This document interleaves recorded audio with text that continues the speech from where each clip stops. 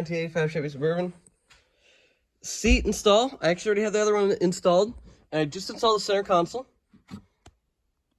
Got hard to see when it's dark. But,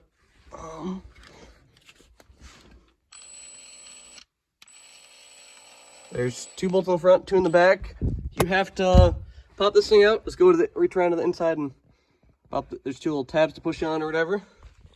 And then you pretty much just, this is in the back, you kind of fold it together like that. And then kind of snake it out the back. Whatever, that's a bit difficult. And then there's a little step bracket actually. A little type bracket guy. It's hiding right down underneath there. So you put that in. So you do that. All the holes on the for where all the bolts go on the floor, there's actually little indentations already.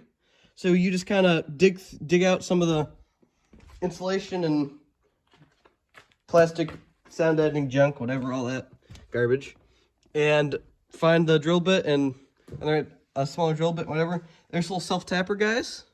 So I got that all installed nice. Now I'm installing this guy, which if you're doing a dusty seats, if you're doing a bucket seat conversion on a factory bench car, what you gotta do is, I'll insert the pictures, is the little bracket guys. They don't come factory in the inside. So, like, it bolts up here fine, and it bolts up right here fine, but there's no hole there, and there's no little standoff off the body right there, or off the floor. So you either have to make your own standoffs, or buy some standoffs, or cut some out and put them in. So what I'm doing is, instead of just welding them on like most people would, is I don't really want to weld on this floor anymore. So, and also I'm just putting in a bunch of grade 8 flange bolts that are way overkill. There are 3 of them that are 5/16. Realistically, I probably could have gotten away with 1 of them to hold down this, just one corner of the seat. But yes, so my seats are matching my dash pads. We might have some gray seat belts coming for the back, and or some red ones for the back. I'll just increase the value tenfold right there. It's written some body filler crackage right there. Yeah, it is a 40-year-old car. I'm probably gonna rip the headliner out today too if I have time, and maybe set the rear bench all the way in place actually. But yes, so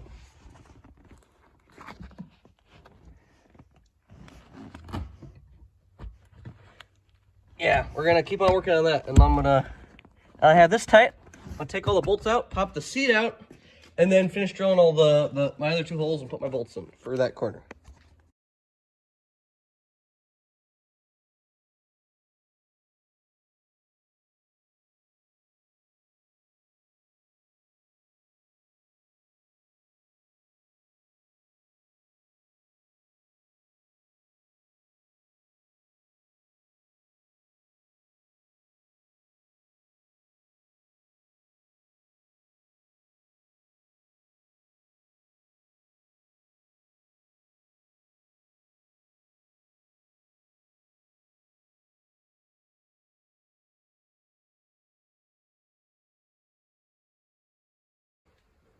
So, I got the holes drilled.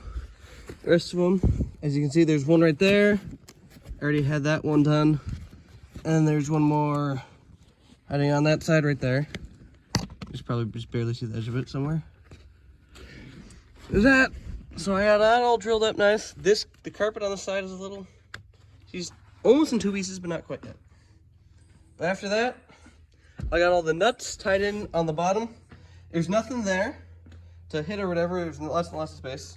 So now I just, on both of the ones, these I ran a tap through them on the fronts because they were both kind of a little gummy. But I got that tightened down nice. I got this tightened down nice. So I'm just gonna put my covers on the back now, and then maybe take the front half of the headliner down if I'm feeling ambitious. Maybe quadrajets can be tamed. maybe. It died once for like, it died in like less than half a mile, but It's, you know, we're good. it's good. So, if you adjust your quadribog the way you should, how well does it start when it's got heat in it? How about that good? Look at that. Look at that majesticness. 220 1,054.208 miles. and 21,000 miles. There we go. She got 30 pounds of oil pressure at I. Getting Grandpa's rig back on the road here. Oh, Minnesota is what? Fuel gauge just fixed itself. Fuel gauge works, and then it doesn't. Now it does.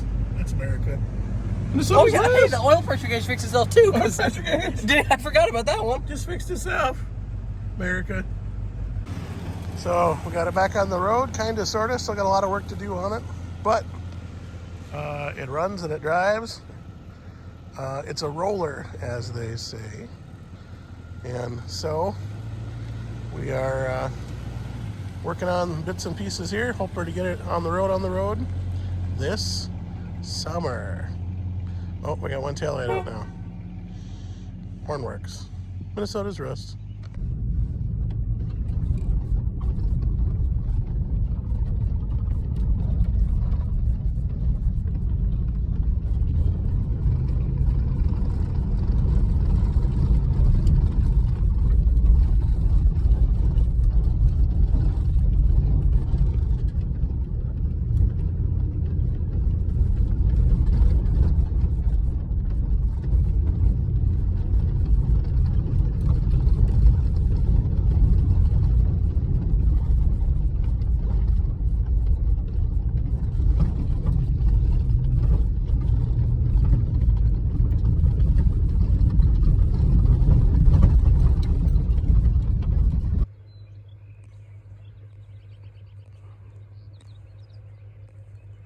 Just a majestic vehicle, perching in its natural habitat in rural Minnesota.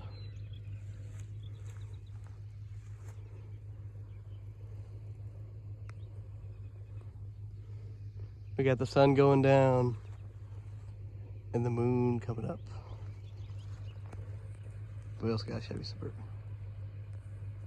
Amen.